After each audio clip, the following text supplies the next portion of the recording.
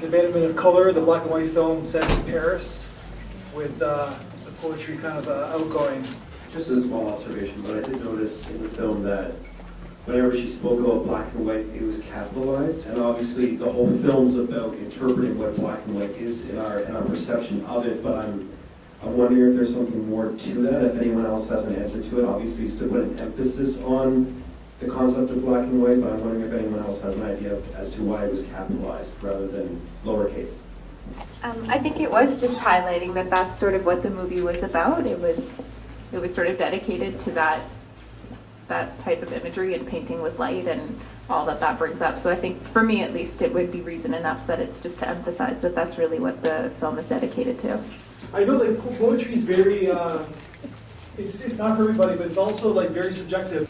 I think the reason black and white was capitalized is because it deals with like the fundamental essence of reality and how everything else other than like a pure perception, as like the woman said in like one of the photographs, like one of the scenes in the movie, she said like the black and white image is like pure perception, and the reason she said pure perception to me was because she's talking about like fundamental reality where everything else in the world is just like variations of that one reality. So that's why it was capitalized, because there's nothing above or beyond that.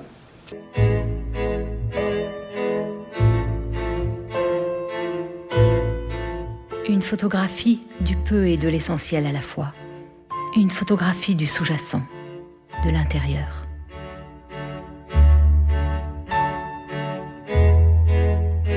Yeah, no, I thought it was breathtaking. I was quite moved by it, and I mean, what you're saying about the poetry and in terms of what she was speaking, it was, yes, poetry, but I think it was also poetry, like cinematographic poetry. The film itself, with the sort of mobile framing and the way that it was closing in on her and then pulling out, it had a poetry of motion in itself, which was also quite captivating and sort of stimulating these multiple perspectives and different possibilities of reality. And it was quite beautiful. This speaks to my sensibilities, but you know, it reminded me, I think it was Jean-Luc Godard that made those types of films. I think it went on too long.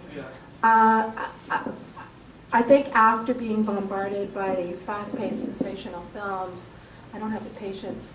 And I got the gist of it very quickly, and to have 8 minutes, I found it very repetitive. And her face didn't particularly, the eyes were, you know, she had, you know, she obviously had these very sort of limpid eyes, but, and it was nice, it was set in Paris, but it was 8 minutes of it I thought was too much. You can also argue like this film was like a great dessert. The first bite, you know what the cake tastes like, but you're still going to bite for more, right? So you still want some more. In my personal opinion, what the woman was experiencing is kind of trying to forget the past, because the past was colorful and full of energy, and so it was kind of a nostalgia in the environment, like, because it was black and white. So as someone else said, it's reality. So sometimes it's really hard to go back to that colorful landscape of the memory of good times or whatever. So that's what I perceived from this film a little bit. To jump on your point, it's almost like black and white represents like being stuck somewhere, in a sense, like you're kind of like caught emotionally in the kind of the same zone, and you're trying to get out. You're trying to see. When it first started, I have to admit, I thought, oh God, it's going to be just totally full of itself, you know, art's for art's sake, just like one of the talking heads, and that maybe I'm just not at that level to get it. But something happened about a minute or two in when it really grabbed me, and I almost felt hypnotized. And the pace started picking up, where at the end of the film, I felt like I was moving at a speed as the character was. You notice she was kind of walking around slowly in the beginning, and then at the end, she's in a cab speeding through the streets of Paris, and it grabbed me, and I felt completely hypnotized, even though the first 2 minutes I was like, oh God, okay, we'll get on with it. But something happened, and it really grabbed me, so I'm not sure if it's the whole, and it almost reminded me, you know, the hypnotizing the black and white and the colors there, so I thought that was really neat. I'm not sure if I was the only one who felt that. No, I didn't. But that was really interesting. I'm sure that like too, it's like both of these films are dangerously, could be in the second half, or could be very pretentious.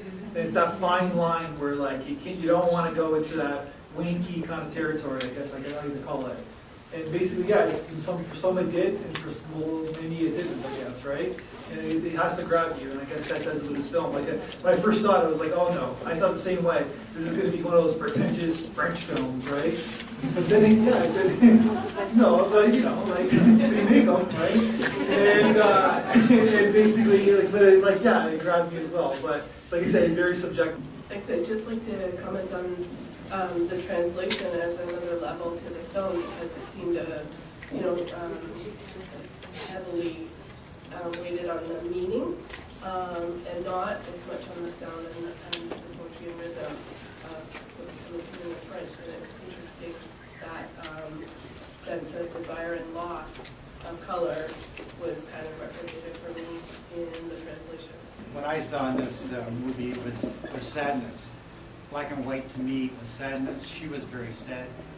She was moving all over the place, up and down escalators, traveling this way, walking.